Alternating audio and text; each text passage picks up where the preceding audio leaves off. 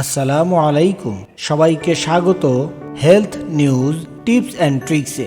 1000-এরও বেশি শিশুর উপর গবেষণা চালিয়ে গবেষকরা দেখেছেন যে ওমেগা-3 ফ্যাটি অ্যাসিড শিশুদের মধ্যে স্বল্প দৃষ্টি বা মায়োপিয়া বিকাশ প্রতিরোধে সাহায্য করতে পারে।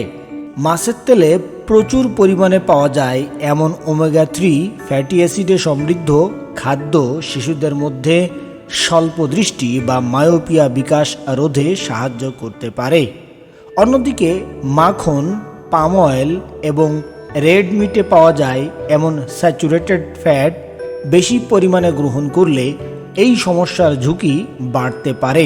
ব্রিটিশ জার্নাল অফ অফথালমোলজিতে অনলাইনে প্রকাশিত গবেষণায় এমন তথ্যই পাওয়া গেছে।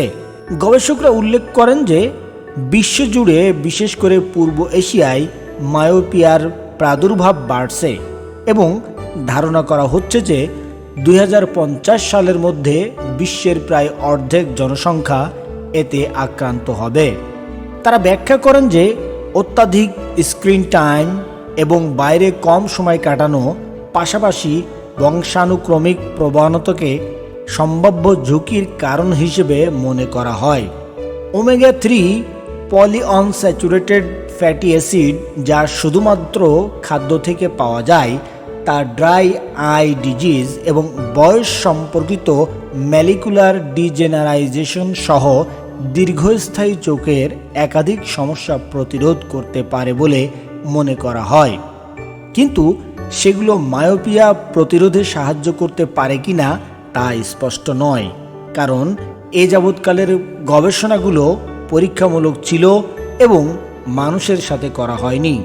এই বিষয়টি আরও গভীরভাবে অনুসন্ধান করতে গবেষকরা হংকং শিশু চোখ সমীক্ষা থেকে এলাকাভিত্তিক এলোমেলোভাবে নিযুক্ত করা 6 থেকে 8 বছর বয়সী 1005 জন চীনা শিশুর তথ্য নিয়েছেন। এই সমীক্ষাটি চোখের সমস্যার বিকাশ এবং সম্ভাব্য ঝুঁকির কারণ ট্র্যাক করেছে। শিশুদের দৃষ্টিশক্তি মূল্যায়ন করা হয়েছিল এবং তাদের পিতামাতার সাহায্যে পূরণ করা একটি খাদ্য পুনরাবৃত্তি প্রশ্নপত্র দিয়ে তাদের নিয়মিত খাদ্যাভ্যাস পরিমাপ করা হয়েছিল। এতে 280টি খাদ্যপদ অন্তর্ভুক্ত ছিল, যেগুলো 10টি দলে বিভক্ত ছিল, যেমন রুটি, সিরিয়াল, পাস্তা, ভাত, নুডলস, শাকসবজি ও শিম জাতীয় ফল, গোশত, মাছ, ডিম, দুধ ও দুগ্ধজাত পণ্য, চর্বি, তেল এবং স্যুপ।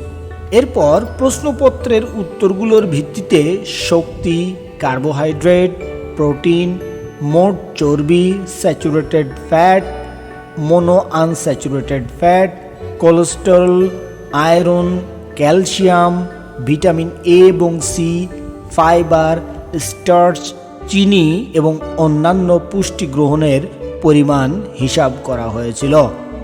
বাছাইকৃত প্রশ্নপত্রের উত্তরগুলোর ভিত্তিতে সপ্তাহের দিন ও সপ্তাহান্তে অবসর সময়, খেলাধুলা, পড়ালেখা এবং স্ক্রিনে কাটানো সময়ের পরিমাণ হিসাব করা হয়েছিল।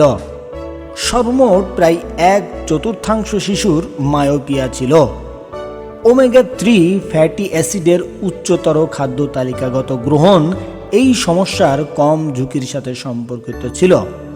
অক্ষীয় দৈর্ঘ্য চোখের সামনের কর্নিয়া থেকে পিছনের রেটিনা পর্যন্ত মাপ, যা মায়োপিয়া অগ্রগতির একটি সূচক হিসেব করে নেওয়ার পরও ওমেগা-3 ফ্যাটি অ্যাসিডের খাদ্য তালিকাগত গ্রহণ সবচেয়ে কম এমন 25% শিশুদের মধ্যে সবচেয়ে বেশি ছিল। ওমেগা-3 ফ্যাটি অ্যাসিডের খাদ্য তালিকাগত গ্রহণ সবচেয়ে বেশি এমন 25% শিশুদের মধ্যে এটি সবচেয়ে কম ছিল।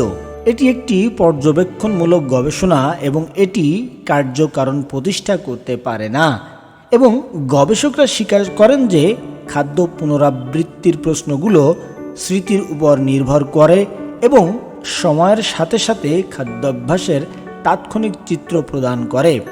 এছাড়াও রক্তের নমুনা থেকে পুষ্টি গ্রহণের বস্তুনিষ্ঠ প্রমাণ ছিল না।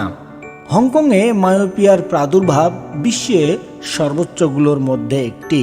ভিন্ন জীবনযাপন এবং কম মায়োপিয়া আছে এমন অন্যান্য নৃতাত্ত্বিক গোষ্ঠীর ক্ষেত্রে এই ফলাফল প্রযোজ্য হবে কিনা তা যাচাই করা হয়নি। তবে তারা প্রস্তাব করেন যে ওমেগা 3 ফ্যাটি অ্যাসিড কোরিয়েড, যা চোখের একটি রক্তনালীর স্তর পুষ্টি এবং অক্সিজেন সরবরাহের জন্য দায়ী, এর মাধ্যমে রক্তের প্রবাহ বাড়িয়ে মায়োপিয়া দমন করতে পারে এবং এর ফলে চোখের সাদা অংশে অক্সিজেনের স্বল্পতা, যা স্বল্পদৃষ্টির মূল কারণ, সেটা এড়ানো যেতে পারে। আজ এ পর্যন্তই। স্বাস্থ্য সম্পর্কিত নিউজ, টিপস অ্যান্ড ট্রিক্স জানতে নিয়মিত থাকুন আমাদের সাথে। আল্লাহ হাফেজ।